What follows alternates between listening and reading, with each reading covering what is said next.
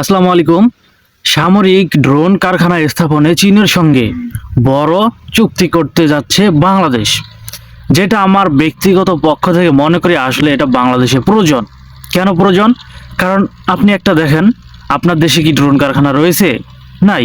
আপনার দেশে সামরিক যে চুক্তিগুলো হচ্ছে সব কিছুই আপনি নির্ভর করতেছেন বাইরের কান্ট্রিগুলোর উপরে, অর্থাৎ বাইরের রাষ্ট্রগুলোর উপরে।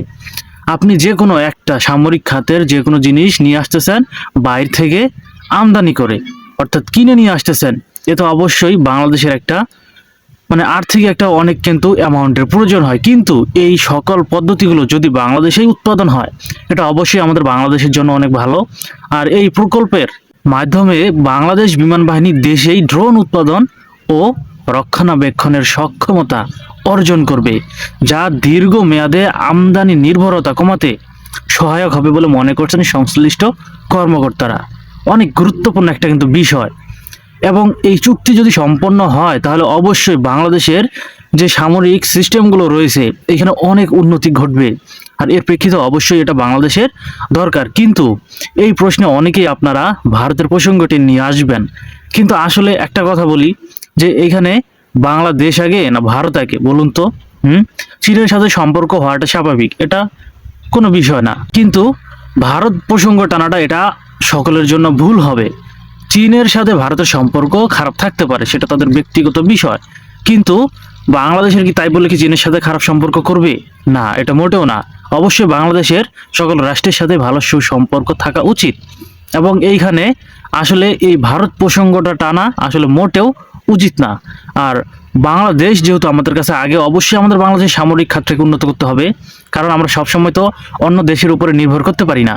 আর নির্ভর করে করেই তো আজকে আমাদের দেশের এই অবস্থা। আমাদের সামরিক খাতের দিকে যদি আপনি লক্ষ্য করেন, দেখবেন যে আমাদের কাছে কি রয়েছে আধুনিক প্রযুক্তির।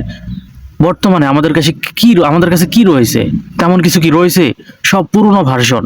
এগুলোকে আধুনিক করতে গেলেও অবশ্যই অন্য দেশের উপরেই আমাদের নির্ভর করতে হবে। যেসব মেশিনারিজগুলো বাংলাদেশে বর্তমানে রয়েছে এগুলোকে আমাদের নিজস্ব প্রযুক্তিতে গিয়ে আমরা কি আধুনিক করতে পারবো?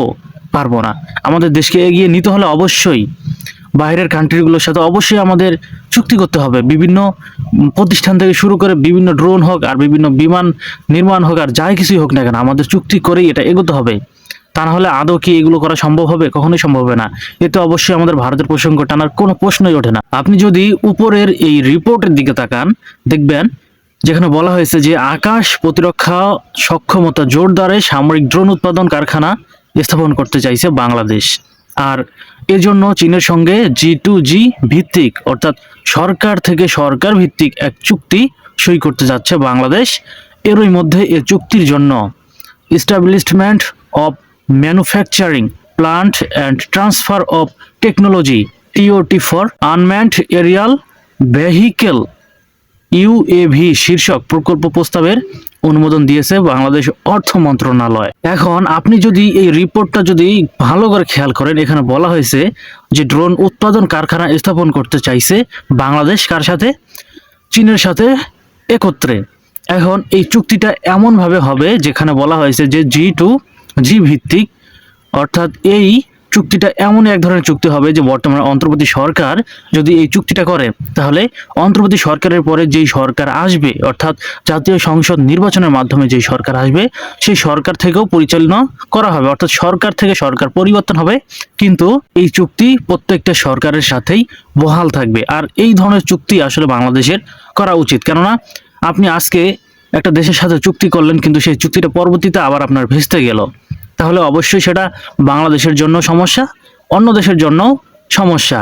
এবং এই ধরনের চুক্তিগুলো অবশ্যই এমনভাবেই করা উচিত যেটা বাংলাদেশের উন্নয়নের জন্য প্রত্যেকটা সরকারি যাতে বহন করতে পারে। তবে এই ধরনের চুক্তিকে আপনি কিভাবে দেখেন অবশ্যই আপনার মতামত কমেন্টে বলে যেতে পারেন। আর ভিডিওটি যদি গুরুত্বপূর্ণ মনে হয় অবশ্যই আমার এই চ্যানেলটি সাবস্ক্রাইব করে পাশেই থাকবেন। ধন্যবাদ।